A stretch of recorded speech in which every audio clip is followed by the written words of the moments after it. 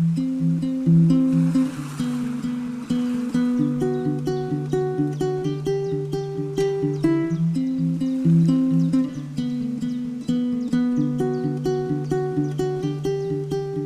a beautiful world we live, as long as you have a chance to give new thoughts to think, new feelings to feel. Step out of your box, I dare you to heal. It's your beautiful life, just lead. Don't get stuck on a roadblock of things and greed. It's your beautiful life, don't you care? Try something new, there's so much there. It's your beautiful life, just lead. Don't get stuck on the roadblock of things and greed. It's your beautiful life, don't you care? Try something new, there's so much there. Don't be scared, don't be scared.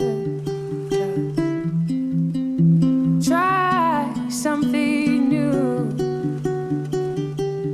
Don't be scared, don't be scared. Aloha, Ohana. My name is Kanika Nikki Utley, Nikki Growfit, and I am the author of Stay Bold, Live Powerfully Beyond Fear. And today is story time, where I actually read an entry in my book from chapter 5, Face Your Fears. So I hope you enjoy.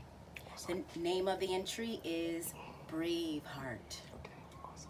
The power of what I can do is limitless. I know the preciousness of life, for it was placed in my hands. It began with screams, "Lifeguard, lifeguard!" Waves of panic rippled across the entire hotel's pool deck. I'm not a lifeguard, but on January 6, 2019, I felt like I became one. I leaped over a flight of steps as if I grew wings from my back. As I approached to assess the scene, a male hotel guest who was scrambling to attempt CPR peeled away from a blue-faced 4-year-old Korean boy laying lifeless on the wooden floor. He was foaming profusely at the mouth. His mother's wails were soul-piercing as she helplessly fell to her knees. The father sat frozen with shock, eyes wide with horror and disbelief.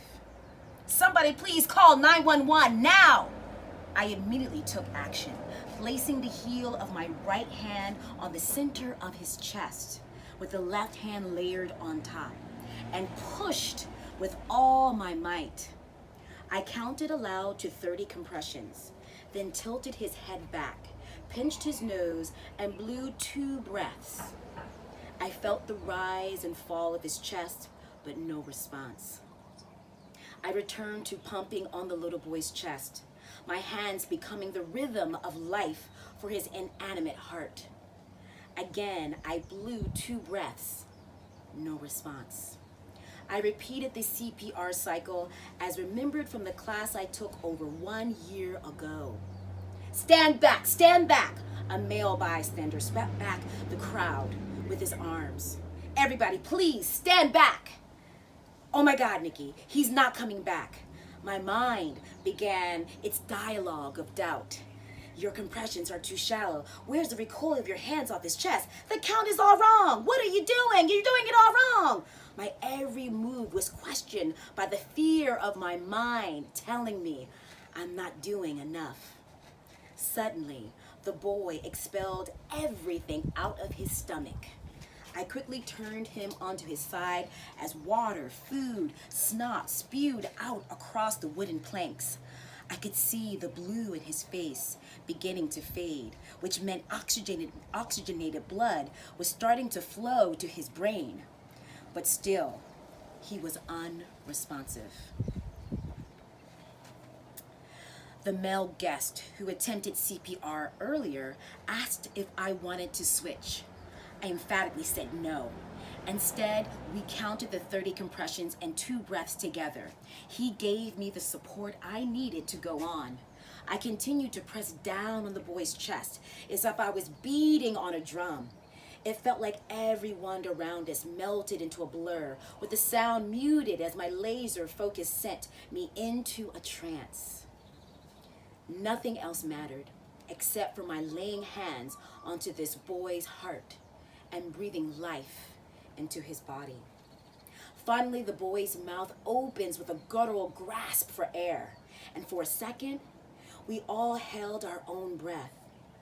Then he cried so hard and loud that I swear the earth shook beneath us. Sighs of relief brought the parents and I into uncontrollable tears of gratitude. They held their boy in their arms as if he were a newborn baby. Everyone who witnessed the incident called me a hero. At that time, I didn't feel like one. I just did what every human being on this planet should do: help someone in need. As I walked away from the pool deck, I exchanged encouraging words with guests, and they, in return, shared hugs and shook my hand. But all I wanted to do was to stop to feel my own breath. I was completely overwhelmed with what I had just done and what it all meant. Often, it is loss that gives us pause. But in this case, saving a young boy forced me to stop and acknowledge the unsurmountable power I possess. For I was not afraid of life's fragility, but deeply connected to the awareness of its worth. And now we begin our meditation tips. Rest your right hand on the center of your chest with the heel of the hand on the sternum. Close your eyes and feel your heart beat.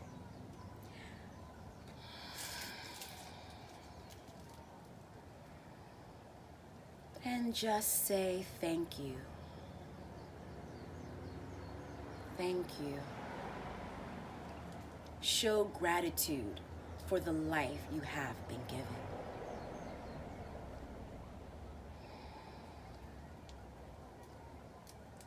Namaste. I hope you enjoyed today's reading from the chapter 5, Face Your Fears. The entry is called Braveheart. The power of what I can do is limitless. Stay bold, everyone.